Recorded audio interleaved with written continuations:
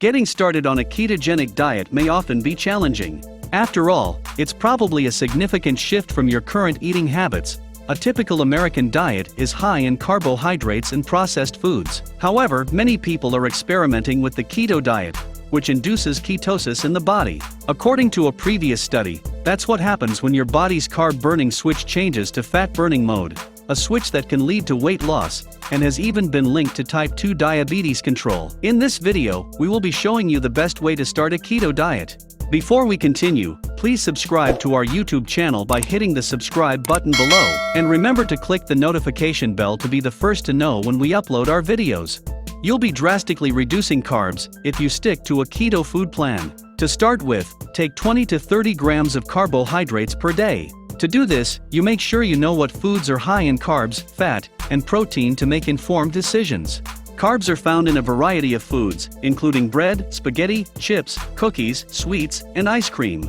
Although beans are high in protein, they are also high in carbs. Carbohydrates are abundant in fruits and vegetables. Meat and pure fats, such as butter and oils, are the only carb-free foods, including olive oil and coconut oil.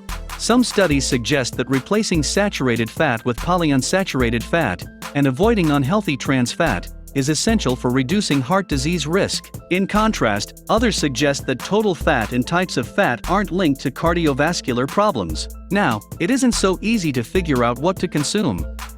According to the scientists, it's important to remember that food is more than a single vitamin, and the entire quality of the diet is what matters.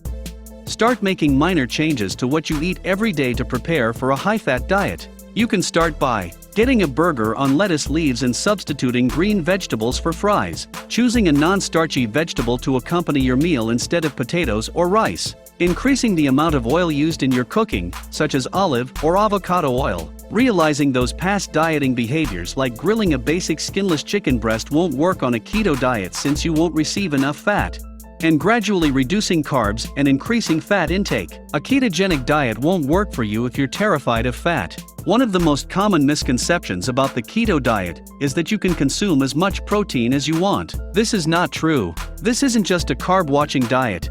You also need to control your protein intake. Protein can be turned into glucose, so consuming too much of it can knock you out of ketosis. Look through some keto websites and cookbooks to find delicious keto-approved recipes. Locate 4 to 5 recommended meals that include ingredients you know and will enjoy. That way, you're not stuck wondering what to eat and resorting to carbs. Coconut oil has the potential to raise LDL or bad cholesterol levels, so if you have heart disease or are at risk for it due to family or personal health history, you should probably avoid it. To be on the safe side, consult your physician and inform them of your plans. Next, ensure you inform your family. Because you might not be able to consume what they're eating during family mealtimes, you'll want to prepare them, and yourself, for your new habits. You can reassure them that this diet is only temporary, because it usually lasts for 3 to 6 months. If you're met with resistance, assure them that you have done your research, and you are certain that it works and is safe. They don't have to agree with what you're doing, but it helps if your family supports you. According to a study published in the Journal of Obesity in September 2014, having the support of friends and coworkers helped dieters lose weight and keep it off for 2 years. It also doesn't hurt if everyone understands your keto diet intentions, since they'll be less inclined to promote workplace sweets or recommend splitting a side of fries at dinner. Despite all of the benefits of a ketogenic diet, such as weight loss, there is one significant adverse effect to be aware of: the keto flu.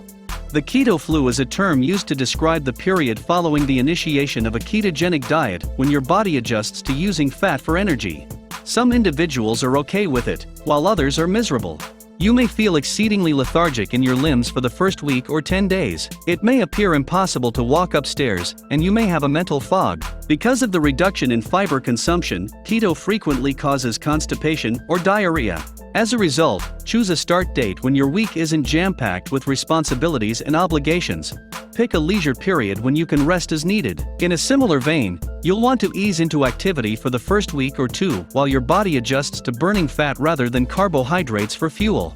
The ketogenic diet isn't meant to be followed indefinitely.